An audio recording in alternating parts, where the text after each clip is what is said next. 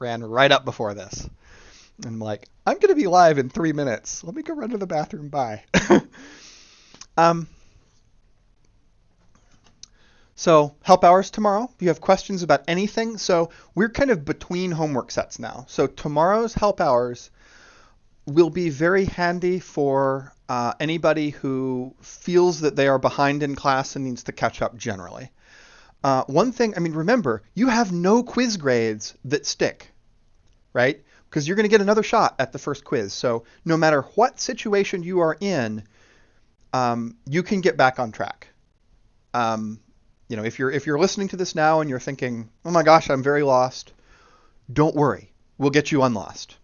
We had a bunch of people talking on Discord last night saying, oh, could I turn up the mic volume?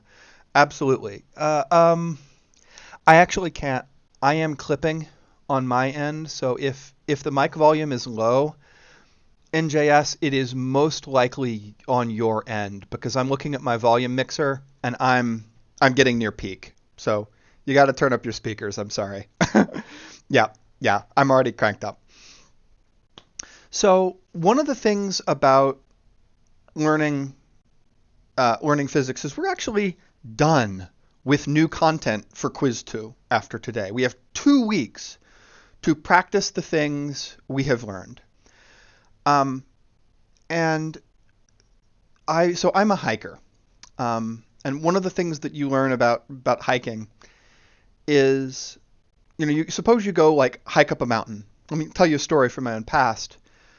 I went back to Arizona after not having been there for 2 years, actually for more than that, and said, I'm going to do a hike that I'd done before. And I was tired. My legs hurt. My legs hurt a lot. Hiking starting at 5,000 feet and climbing up a mountain that was 9,400 feet tall.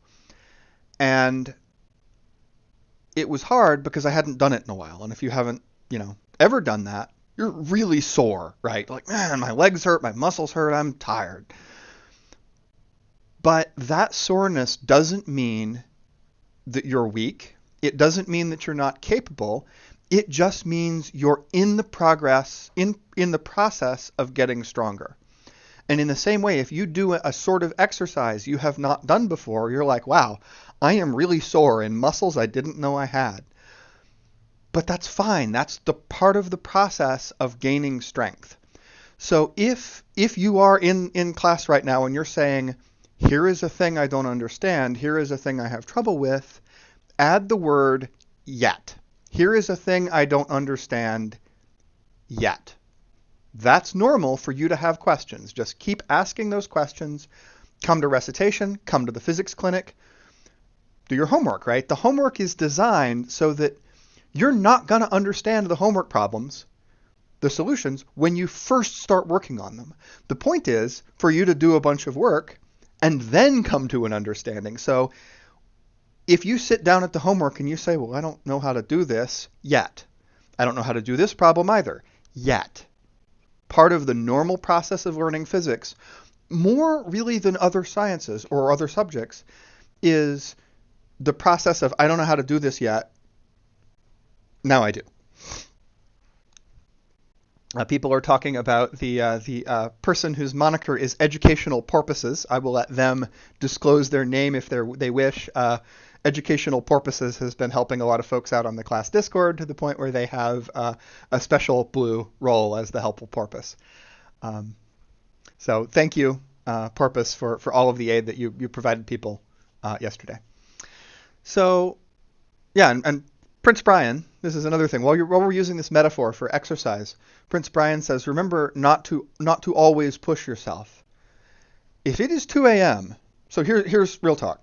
If it is 2 a.m. and you have not yet finished the physics homework and it's due at 11 a.m. the next day, send an email to your TA, ask for a little more time, and go the hell to bed, right? College is hard, right? Physics can be hard, but your health, your well-being, all of these things are more important than getting the homework in at 11 a.m. We expect you to be adults. We expect you to, do your work as close to on time as you can, but we expect you to make adult educated decisions in balancing all of the things you need to do in your life. And if what that means is that a nap is more important than getting the physics homework due on time, we respect that. Let us know. And as long as you have been working hard, we're cool with that. What are some of the questions? Sorayudo says, is it possible to make up the homeworks? If you are behind more than a couple days, the answer is still yes, but you're going to need to come talk to me. So if you are behind more than 3 days, our rule is we will help you catch back up, right? Sorayudo, if you're behind more than 3 days, come chat with me during office hours at this time, and we will come up with a plan for you to get back on track and make everything up for full credit. That's something that we are willing to do. Malk says, mine are always coffee-fueled dumpster fires. When I was an undergrad, this is another real talk thing. I came into my music history class, and there was a student there who had been taking caffeine pills all night to write a paper for our music history class. I have never seen anybody quite as screwed up on drugs as she was after having taken huge amounts of caffeine over that night. Don't do that to yourself. If you need a ton of caffeine to stay up all night and pull an all-nighter, there are better ways. If you feel like you need to pull a caffeine-fueled all-nighter for my class, not only is it not going to help you learn physics, it's also not what I want for your life. If you feel like you need to pull an all-nighter for my class, talk to us, right? We'll get you more time. Go sleep. But as Waffle Sheep says, if you're saving all your assignments for midnight before they're due, then, my response there is don't do that. Yeah, office hours are only 8 to 9:45 tomorrow just because I have a meeting from 10 to 11 and a meeting from 11 to 12 and a meeting from 12 to 1 and a meeting from 1:30 to something else. So, and all of these are with people that way outrank me. So unfortunately, I can't move those meetings.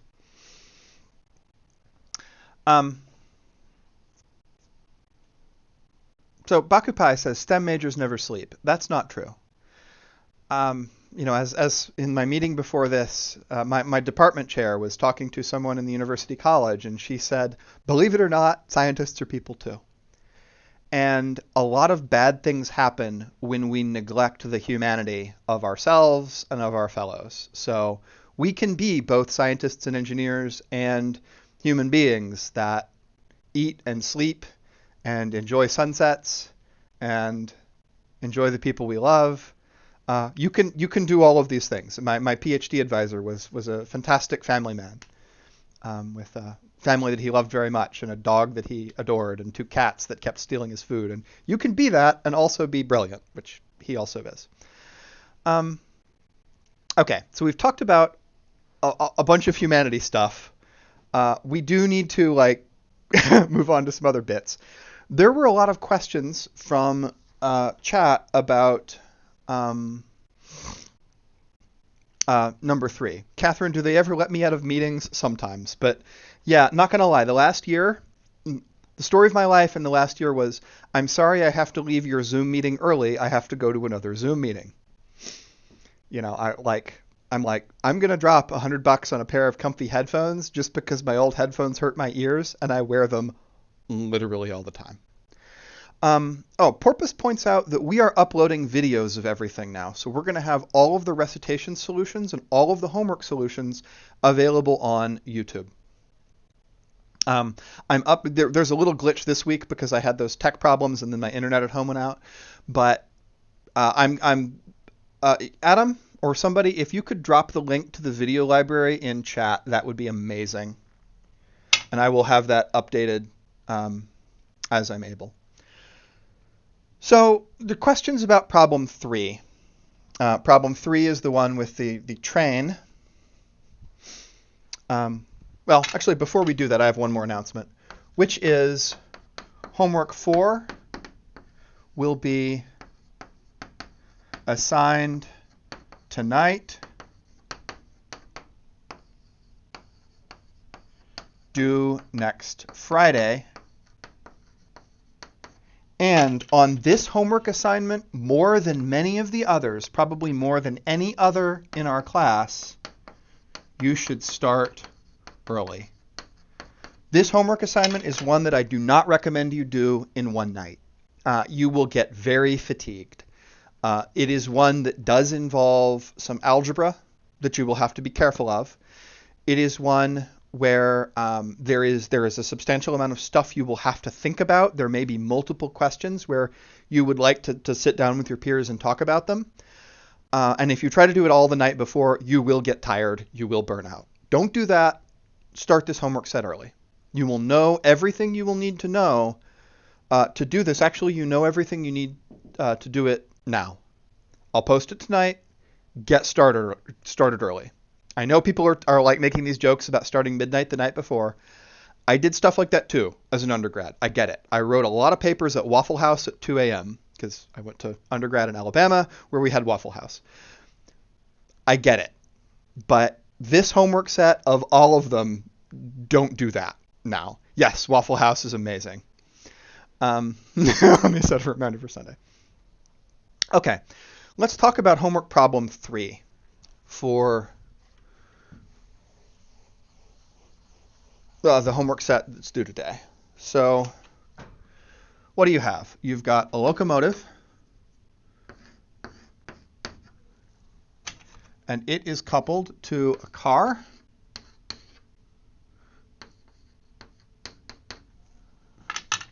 which is coupled to another train car. And all of these have wheels, right? The wheels for the train cars are a source only of friction. But the wheels of the locomotive are driven. So there is a motor connecting to these wheels that creates a traction force forward, but there is a friction force backward on these wheels.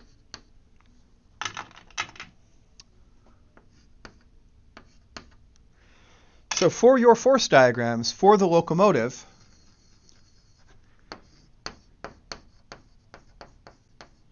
there is a traction force forward, which again we know is just a manifestation of static friction. For this car, there is a friction force backwards, friction from its wheels. For this car, there is also a friction force backwards. Then there are the forces that couple these cars together, right? This coupler, which I'll label in green, we'll label this as force on car 1 from locomotive. And that exerts a force on locomotive from car 1 back on the locomotive. So this cable or metal bar, whatever it is in engineering land, pulls this car forward and the locomotive back. Likewise, this coupler, which I will decree shall be pink, pulls car 2 forward, so we'll label this F21, and pulls this car backwards, F12. Force, so this should be read force on 1 from 2. So those are the force diagrams. Now, there were lots of discussion last night on the Discord about how to think of signs like S-I-G-N-S, positive or negative. And the strategy that I would recommend to everyone is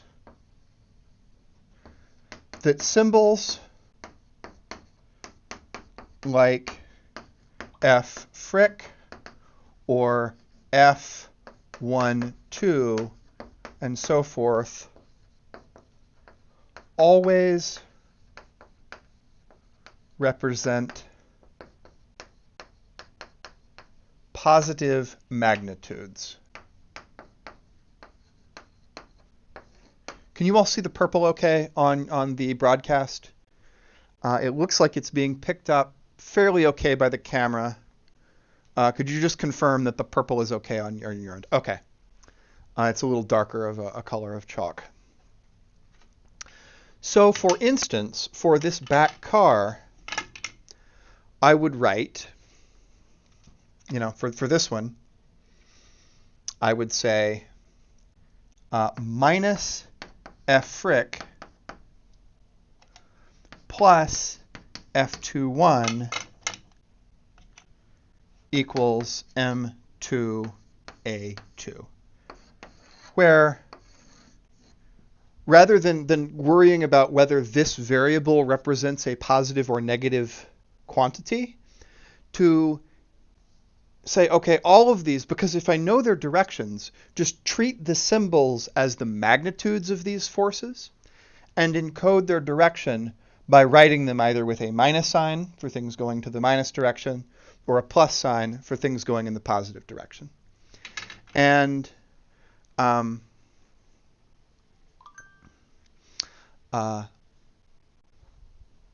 will help.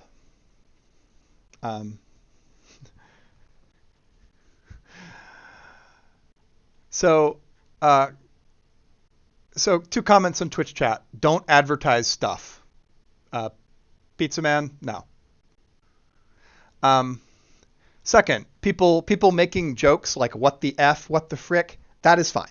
So use of 4-letter words in ways that are, humorous like that and not demeaning or derogatory occasionally is fine. Our general rule is that class material should be kept PG-13 as long as everybody is respectful to everyone else. But if you want to joke about profanity for meme value, that's fine in moderation. What Corsair headset is this one? I don't remember. It's the one that Best Buy had. I needed a headset. Okay, so does that clear up everything for problem 3? Are there any further questions about the homework that's due today?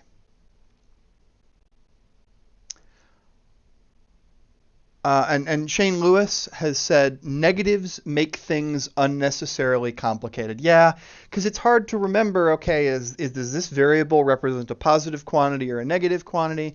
At some point your brain explodes. And it's easier to just look at the equations and say, all right, minus signs go to the left, plus signs go to the right. And there was a big, long conversation on Discord about that last time. Imim Mathis, so some people have not yet turned in the homework. So let's see, shall we do this?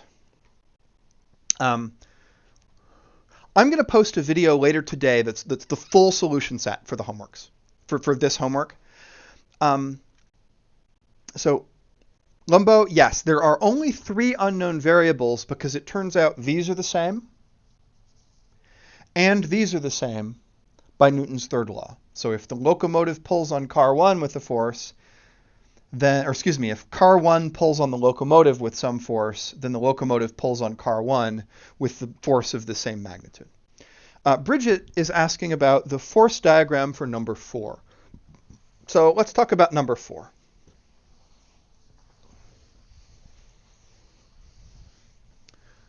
So all this goes away.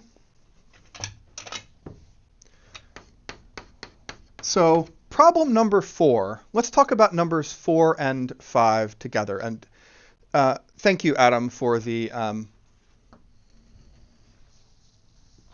Twitch chat assistance. So we imagine that there's some object, I think it was 1 kilogram, we'll label it as M, and it is on a table, this table that's fixed and can't move in space, right? And someone pushes down on it with some force like so.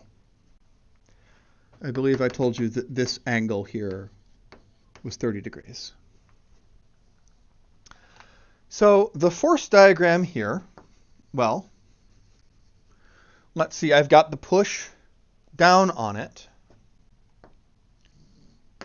So I'll label this Fx for external force. There's also a normal force from the table. Which way does that normal force go?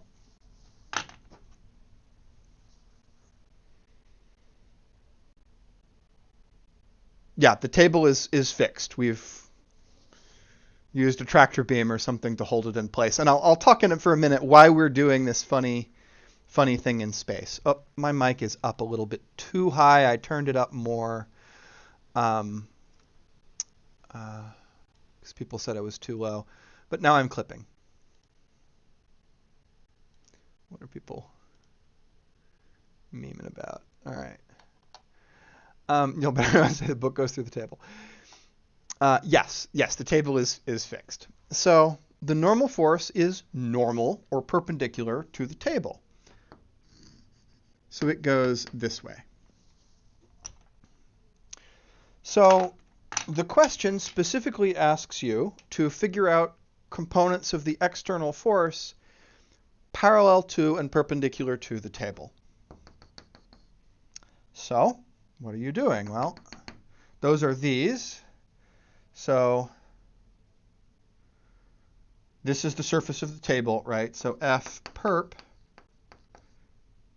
is F, let's see, this is the angle with the vertical.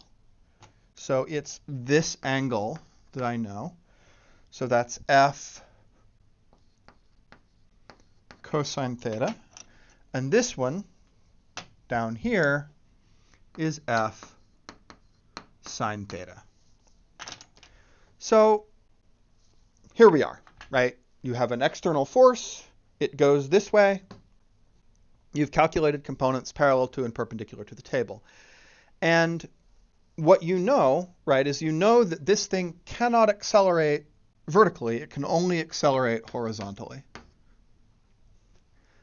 So I'd like to relate this then to problem number 5. In problem number 5, we take a 1 kilogram object and we put it on a slope. We turn gravity back on.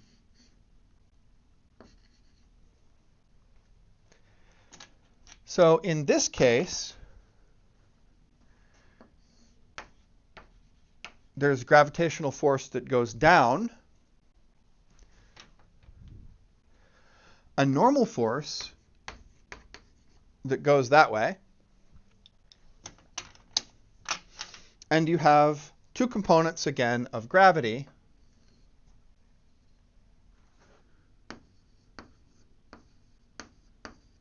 Where that one is cosine and this one is sine. So the point of problem 4 and 5 was to remind you of the motivation behind the tilted coordinate axis. Right? So here I've got a force coming in at an angle to the surface. I know that the component perpendicular to the surface is just going to cancel with the normal force because it doesn't accelerate this way. And the component parallel to the surface is going to cause it to accelerate along our mysterious table floating in space. Here, I have the same thing, the exact same thing on Earth. On Earth, well, I've got a mysterious force pushing me down at an angle, except now it's gravity. And it's at an angle to the slope. So what we hope you realize here is that problems 4 and 5 are the same. Stop texting me. And what we would like you to realize is that the motivation for tilting the coordinate axes on a slope, right, is to line your coordinate axes up parallel to and perpendicular to the surface, like you did here for problem 4. So that's the idea.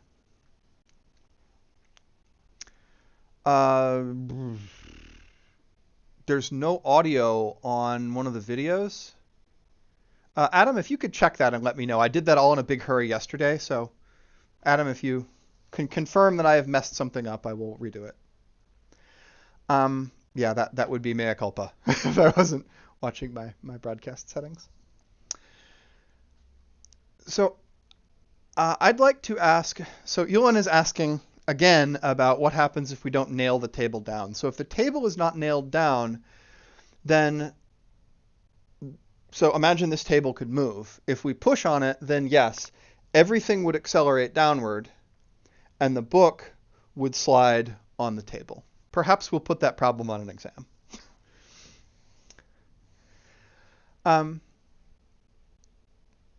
Yep, I'll fix that, Adam. Thanks. Sorry about that. So, are there any questions now? Because we do need to move on. Are there any questions from recitation yesterday? So yesterday you did 2 problems in recitation. One of them with a cat sliding off of a table, and the other one with a person driving around a curve. Are there any questions about what you did in recitation yesterday? I can answer brief questions here, but more in-depth things we'll do in the solution. You only did the first problem. That's okay. If you only had a chance to do one of the problems, that's fine. You know, we make sure we have enough material for you to continue learning the whole time. But if you don't finish the material, that's okay. Yes, you thought deeply about that. Actually, the second problem, we'll just use it for homework. Yeah, so interpreting the graph, Maxiplier asks. So let's put that graph up. So what we had was we had a cat. So here is our cat.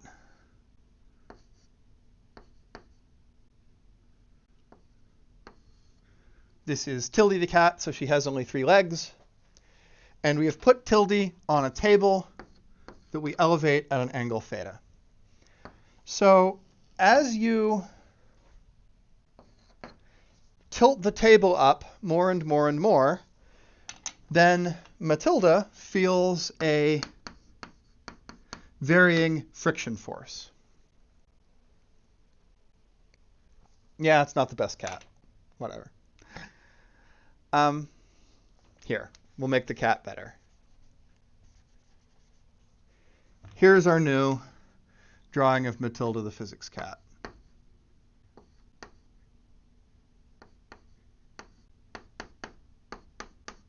The important part is that she has only 3 legs. And the drawing that I gave you for the force of friction looked like this.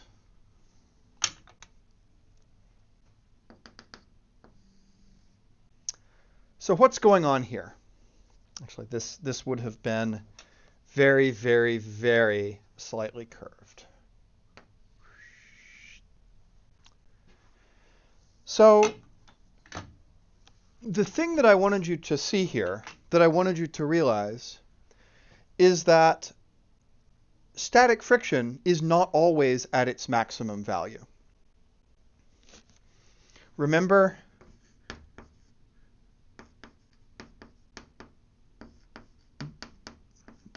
the maximum value of static friction is mu static times the normal force, which in this case would be mu static times mg cosine theta is the result you get.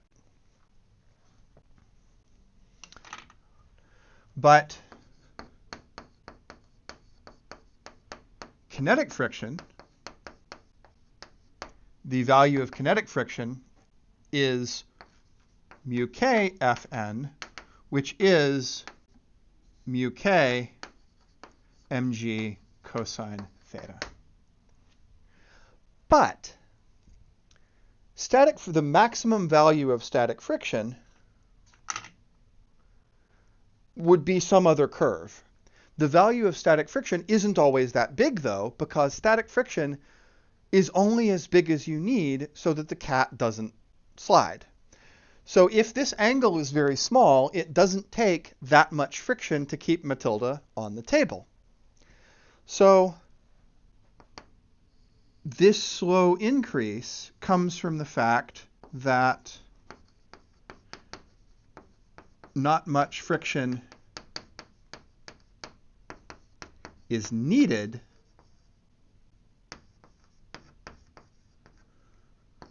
for her to not slide. So this is all static friction. And what you see is as the table tilts up more and more and more, static friction has to be larger and larger and larger and larger to stop Matilda from sliding off the table. And then at some point, when the angle gets really, really big, then she starts sliding.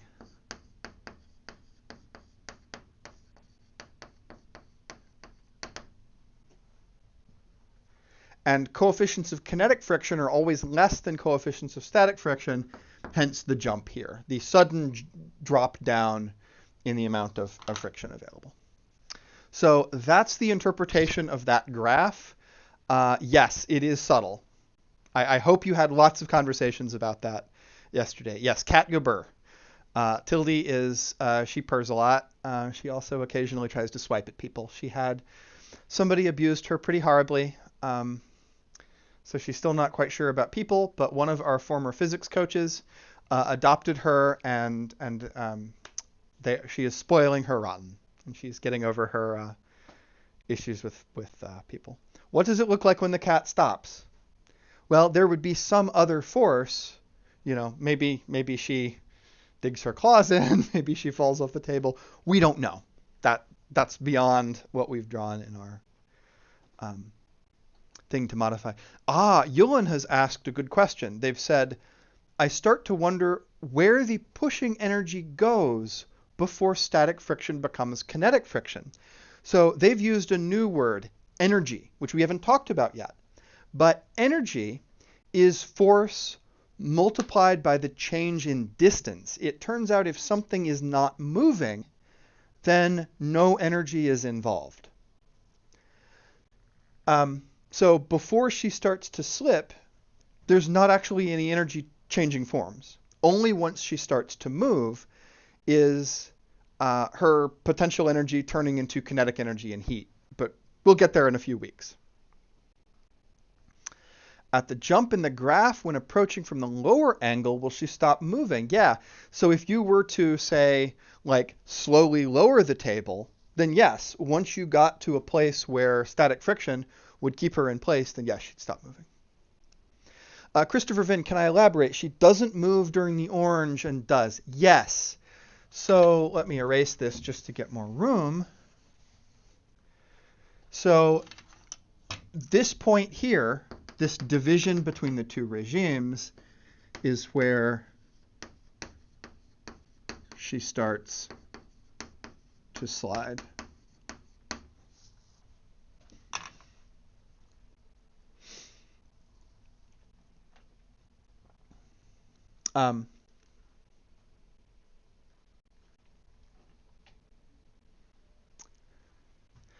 So Armani says, why is the coefficient of kinetic friction always less than the coefficient of static friction? That's a good question.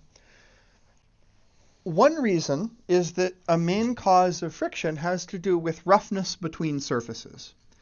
If you have two surfaces that are not sliding, then they sort of mesh into each other a little bit.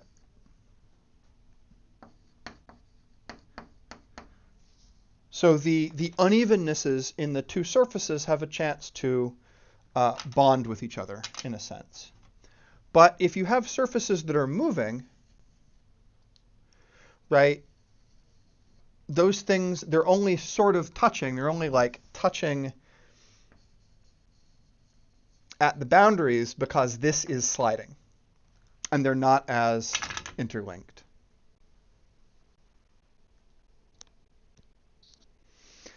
Yes, Sorayudo. So what happens as you tilt the table up is this maximum value of static friction is much larger.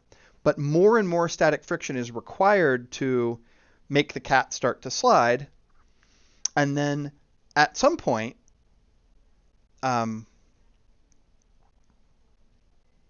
static friction isn't enough. So I'll actually do out the calculation for that one. Well, we'll do that at the end of class if we have time. How about that? So what I'll do is at the end of class, we'll do that problem in full. Otherwise, I'll just record it and put it on YouTube later today. because I do have a thing that I want to get to today because it's on recitation tomorrow. So the thing I want to talk about today, and we should shift to that, is things moving in circles. So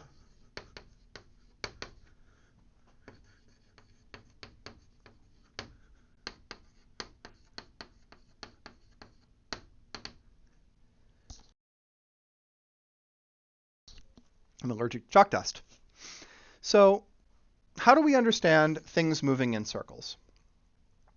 I've got a computer model to show you that will, I think, elucidate a little bit of this. Yes, I have a mute toggle here. So what I'm going to do now is I'm going to switch back to capturing from my desktop, but rather than having the Axis of Awesome sing to us, we're going to put up some other stuff. So give me just a minute to get this going. Okay.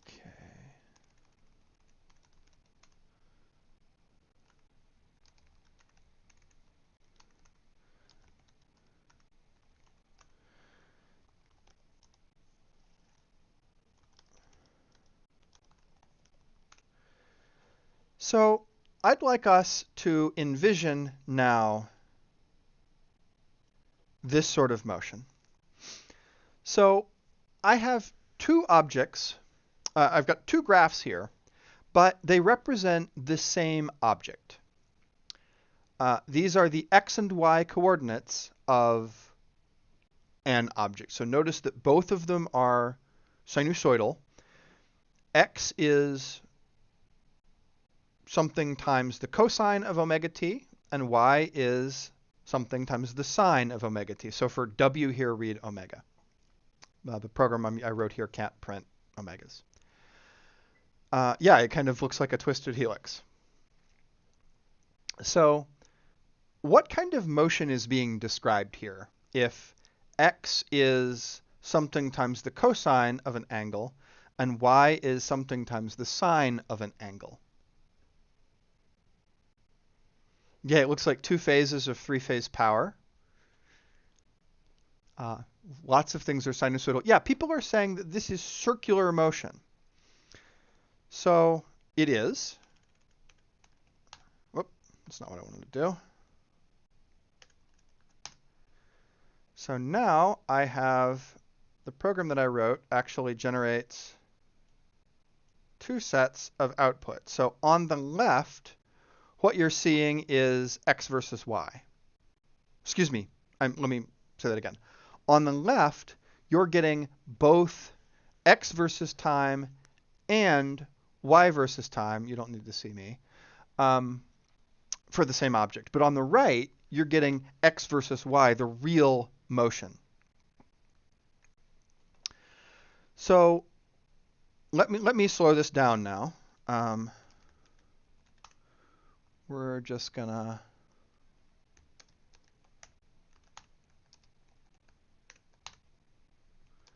Yes, I know I have to compile it with the math library. Leave me alone. Oh.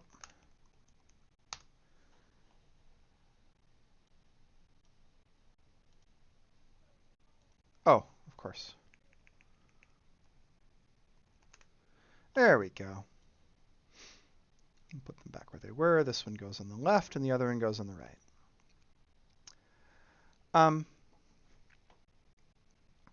So we're now moving very, very slowly, and that's fine. Notice that over on the right, the graph on the right showing the actual movement of the object, the x component of its position is in orange and the y component is in blue. So here, notice that the y component is 0 and the x component is now becoming negative. The y component is becoming less negative, right? So just look at this for a while and convince yourself that these two graphs on the left describe this object moving in a circle on the right. Now, what are the things that I could change about circular motion? Yeah, Beck, it's time down here. I think I had the camera on top of that. Um, so what properties does circular motion have? Well, I could make it either go fast or slow. Here we're running it less than real time. Let's go back to real time.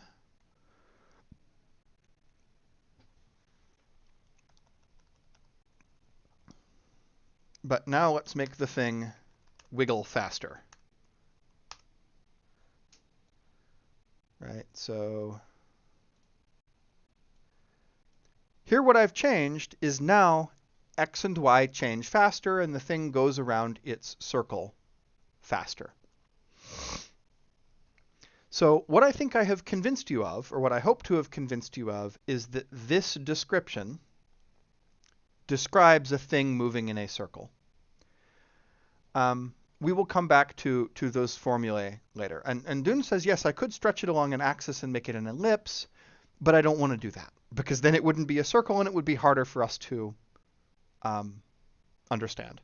You can do it. You can take what we did today and extend this to ellipses, but we're not going to do that.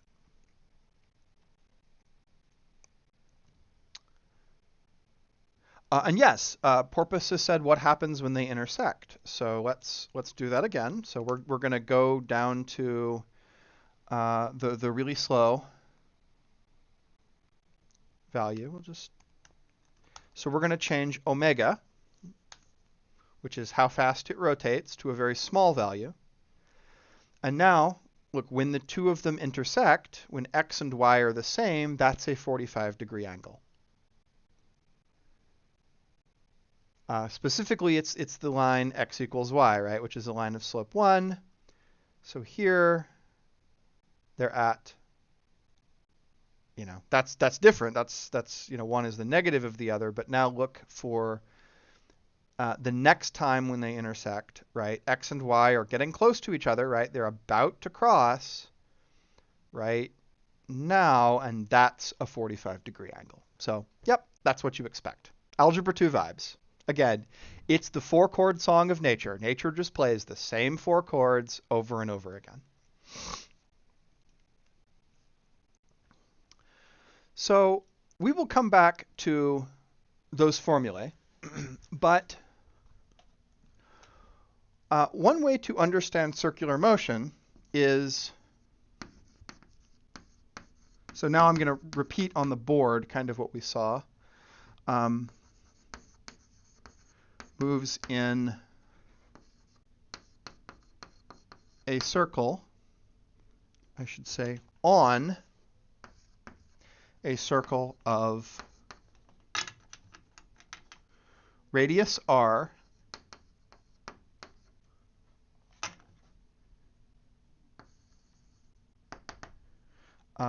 where its angle increases uniformly with time. So in equations, we would write that the angle is equal to omega times t. Omega here is this is a new idea, this is called the angular velocity. And it's just rate of change of angle over time. So just like velocity, ordinary velocity tells you how position changes with time, angular velocity tells you how angle changes with time. So let's now harken back to high school unit circle class. We all did unit circle class, right? So let's draw our coordinate axes.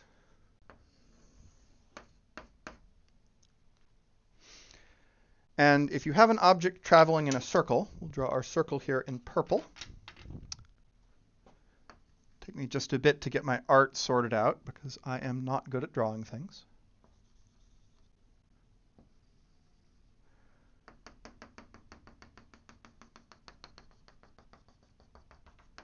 So here's our circle. And you remember that an object somewhere here, this position is r cosine theta, r sine theta. But now think back to the computer simulation we just saw. Remember, our angle is uniformly increasing with time, right? Omega is the angular velocity, or how fast my object is turning. So I could also write this as r cosine omega t, r sine omega t.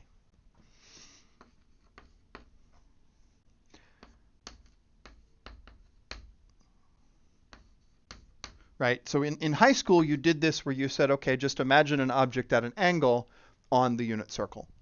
But now, what we need to think of is an angle that increases over time, because we've got a thing moving uniformly in a circle. Dun said that their pre-calc teacher said x is r sine theta and x is r cosine theta, so they switched these. So all your pre-calc teacher did, Duns, was defined the angle relative to the y-axis rather than the x-axis. Both ways are correct. It's just a different definition. This is the one that people usually use, where the angle is with respect to the x-axis. You could do it the other way too. It's actually how I learned it when I was in middle school. So what now does this mean about motion in a circle? Well, how are we going to measure angles? This is kind of the first point we have. What units should I measure angle in?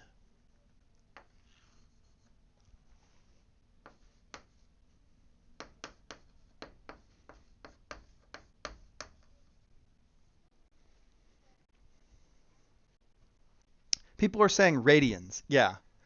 We are often going to measure angles in radians. And that has a really nice property.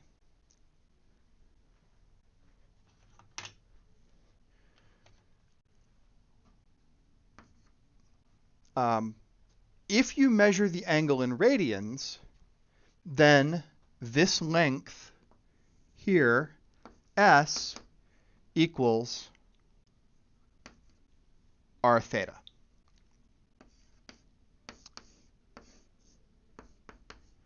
If theta is in radians. Why does that matter? That matters because it gives us a very easy link between how fast the angle is changing and how fast we are moving.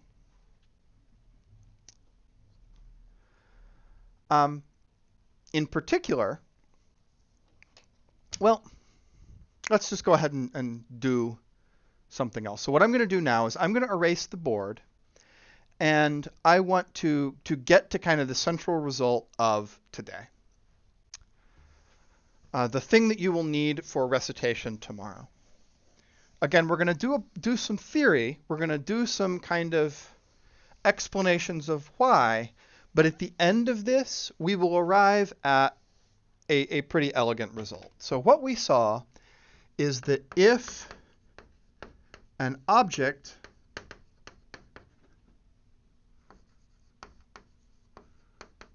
moves in a circle of radius r,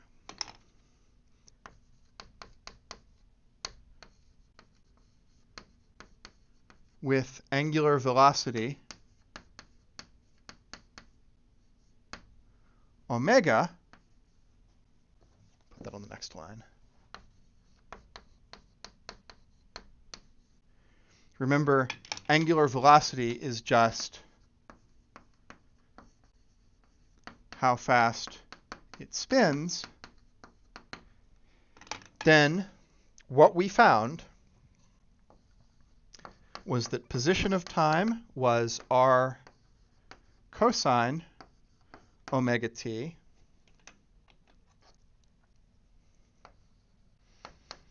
y of t is r sine omega t.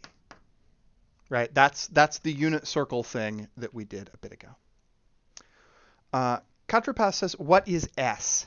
S is the length. So let's go back to that. We'll put this on pause. Now that I've erased the board, I can explain this a bit better. So I have my circle that I'm moving in. An object is here, and it's moving this way, right? But suppose my object rotates through an angle theta. I might ask, what is the distance traveled?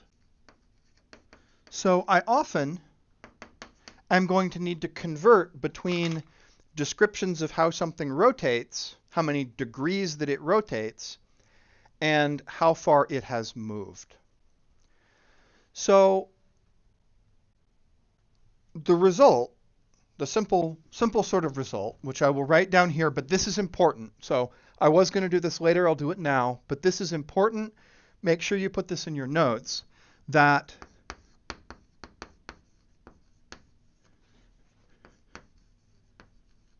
the distance traveled in meters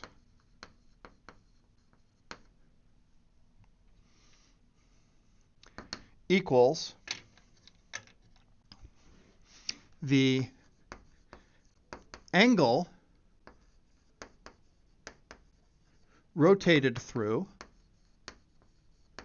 which is measured in radians,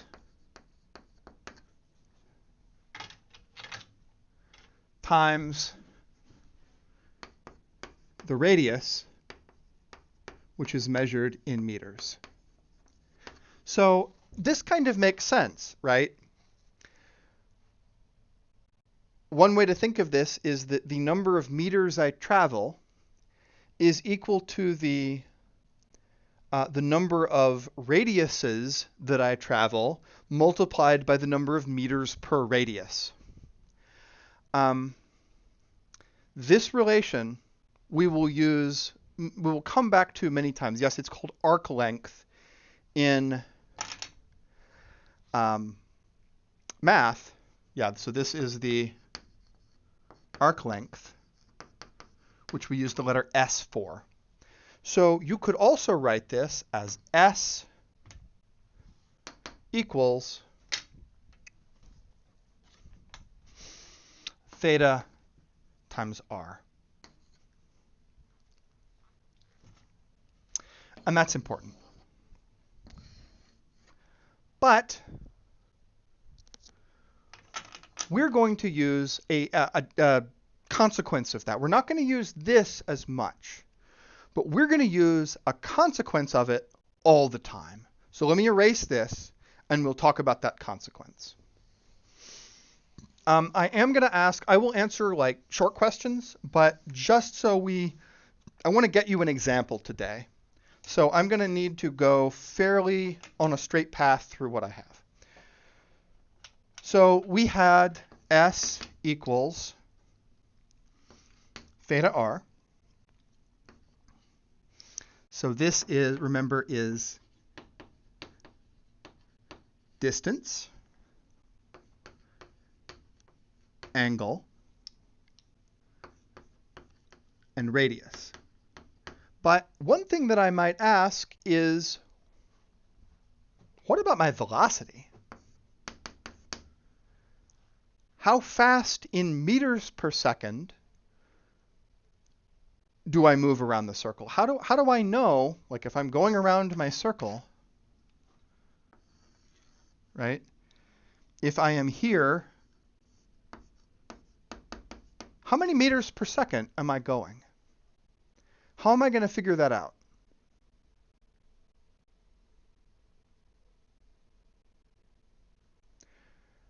Well, if I say distance per time, Yeah, I could do that. I'm going to rather than just dividing, taking a derivative is a little bit more rigorous. So what I will do, the derivative of theta is omega. So I take a derivative.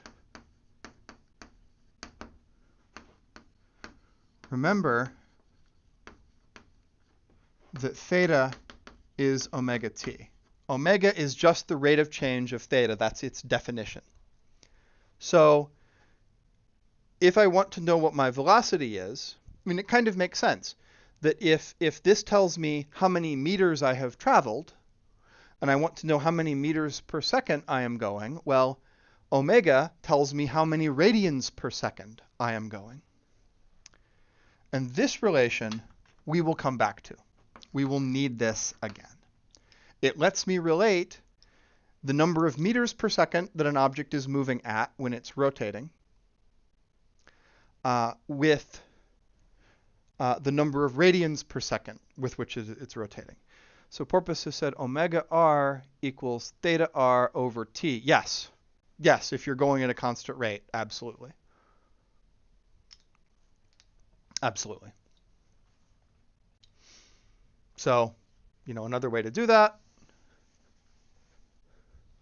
would be to say, all right, v equals theta r over t, which is omega t r over t. Cancel the t's, gives you omega r. I think that's what Porpoise had done, is to say, all right, I know my expression for my angle is just omega t.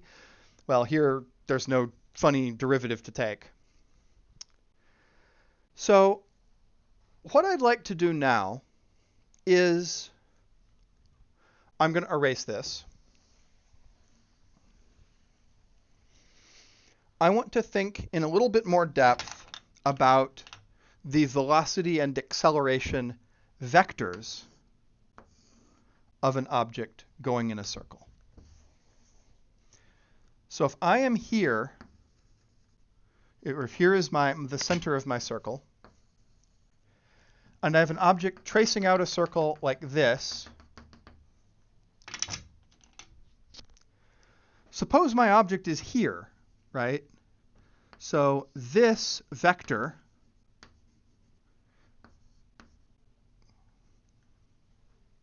is its position. Its velocity vector is like this.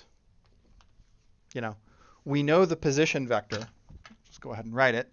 We know the position vector is r cosine omega t, r sine omega t. But what is the velocity vector? We know it's in that direction because it's tangent to the circle, but what's the formula for it?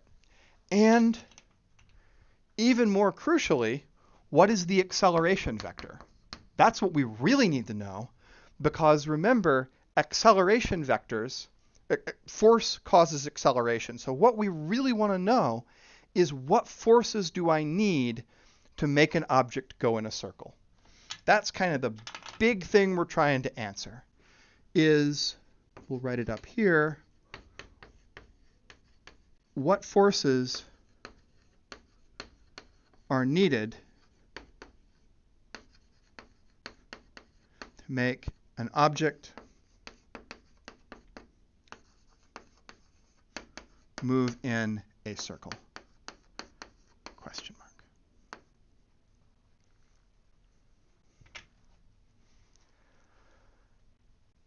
That's where we're going, because we're working on F equals ma, right? We know that this is true, so we know that,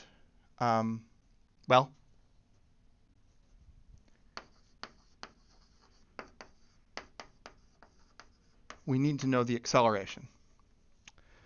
So how do I get from a knowledge of position versus time for an object moving in space to knowledge of acceleration for an object moving in space.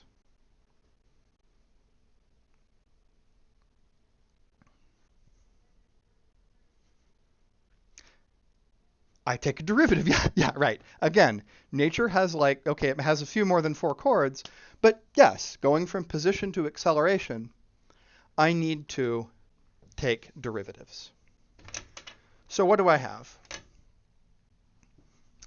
I know that the position vector is r cosine omega t, r sine omega t. The velocity vector, the thing I have labeled in green, I get by taking a derivative, right?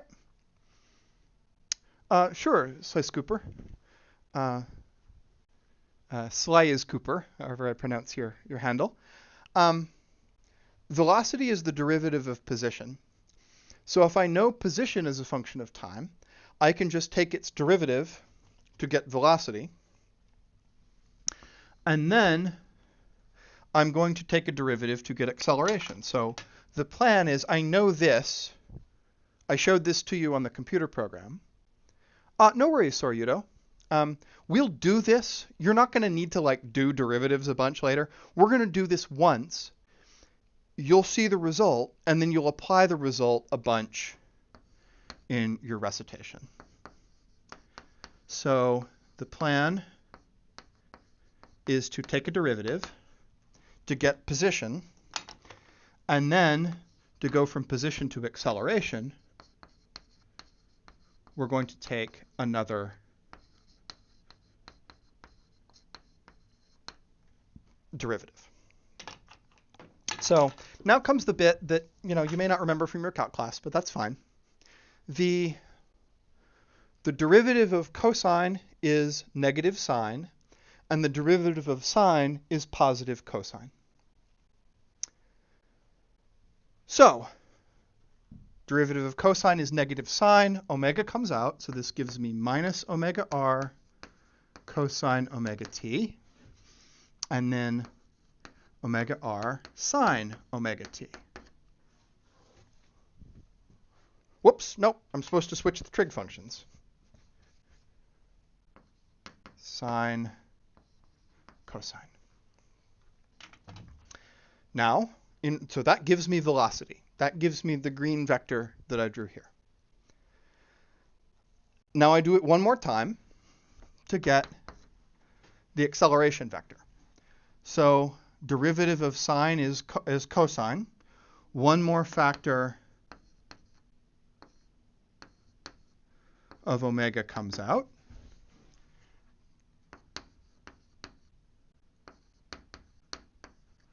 And over here, derivative of cosine is negative sine. So I get my minus sine and another factor of omega. Okay. This is interesting. I've taken 2 derivatives. Again, you're not going to have to repeat this. It's interesting for you to see where it comes from. What's the relationship between my acceleration vector and my position vector? This is the big point. How many of you in high school, so I'm going to write up here, how many of you learned in high school that the centripetal acceleration was v squared over r or omega squared times r, but never knew where it came from? This is where it comes from. Yes, Beckmunch, exactly. Here, what we notice is that the acceleration vector is minus omega squared times the position vector, minus omega squared times the position. Or in magnitudes, I could write, or A equals omega squared r toward the center. So that is our conclusion. So we did a bunch of math. We wrote down position versus time for an object moving in a uniform circle. We took two derivatives to find the acceleration, and we said, oh, wait a minute. The magnitude of the acceleration is omega squared r, and its direction is this way. The acceleration vector is omega squared r toward the center. That is our big conclusion. Put stars by that. That's the thing we're going to need to take away and use. Why are there two equations for each? This is because this is an ordered pair. It's the x-coordinate and the y-coordinate. So I'm going to erase this, and I'm going to do one more thing. We will do gravity in a bit. Yes. Yolin says, can we solve for gravity then? Yes, we absolutely can. And in fact, if you do that, you might win a Nobel Prize. The way that Andrea Ghez and her collaborators won the Nobel Prize last year was looking at an object orbiting a black hole they couldn't see, and did this to figure out how massive that black hole was. But we'll do that later. So yeah, later in the class. So what we saw is that if an object moves in a circle, it is accelerating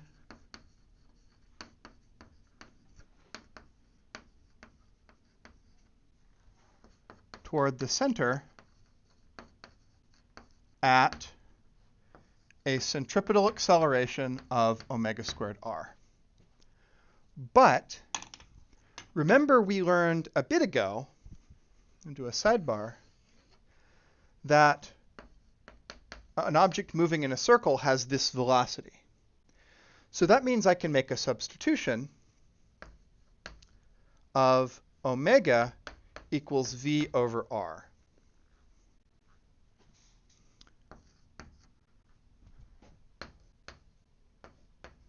So if I substitute v over r in for omega, this becomes that. So why is that useful? This tells me, for instance, so here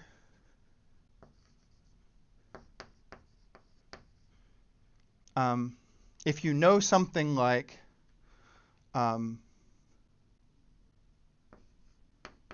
if you know the angular velocity in, say,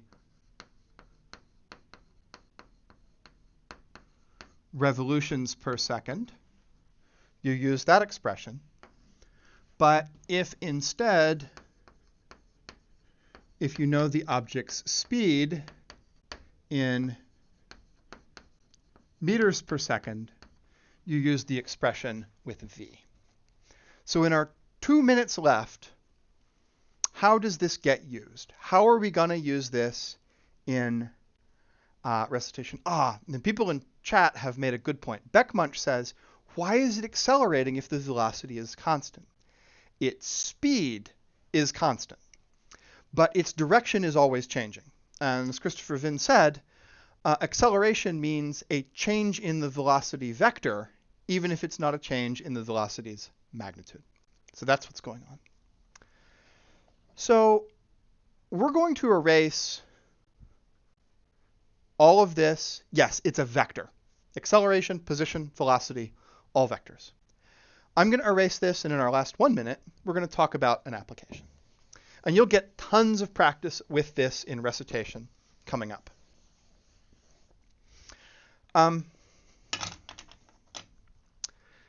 So remember, we did a bunch of homework problems where we know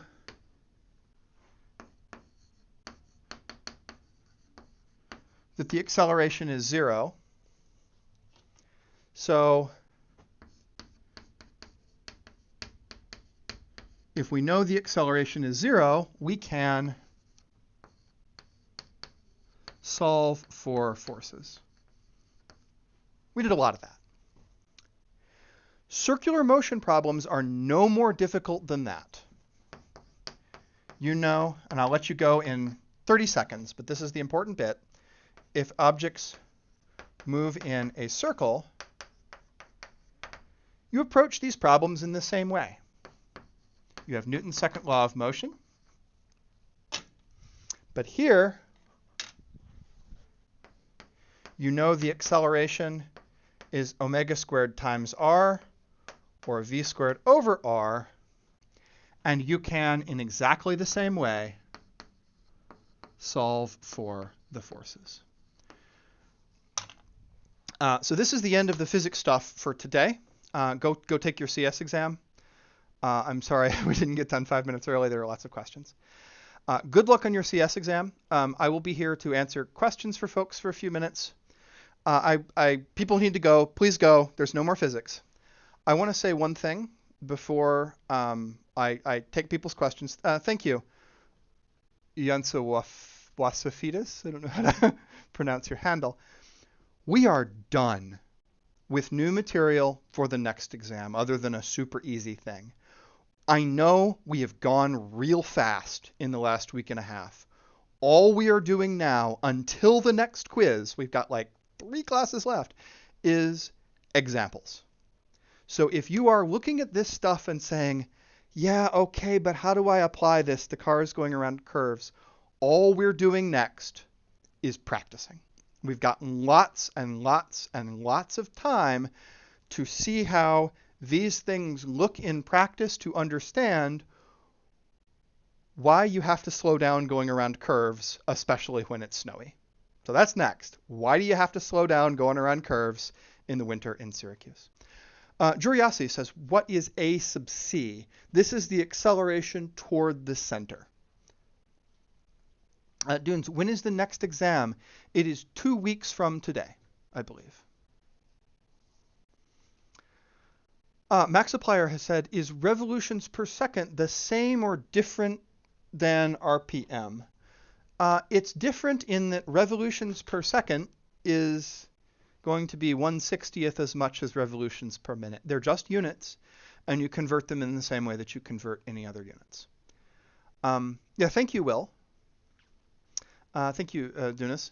Again, we'll have lots of time for practice of these things. Where can you find E? Do you mean like the base of natural logarithms E, or what E are you looking for? Tostistos. Thank you, Rebecca.